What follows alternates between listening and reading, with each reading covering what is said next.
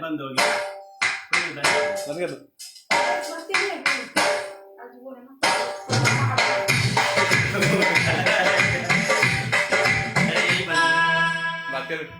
बंद कर दो।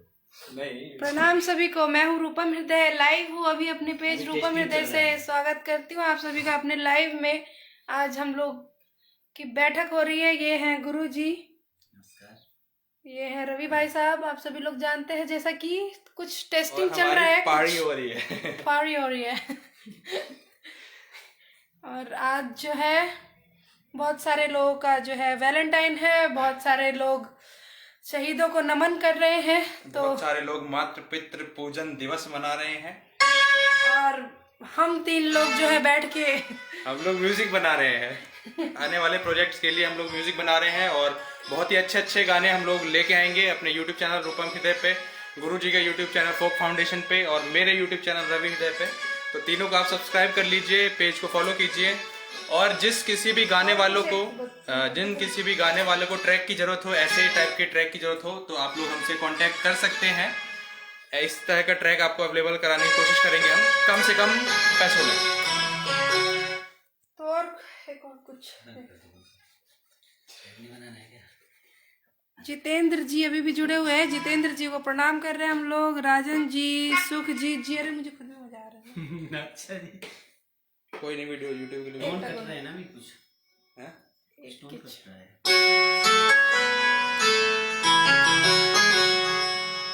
बजा दो कुछ। एक बार ये चलता है ना। हाँ, ये लो। लगा दो।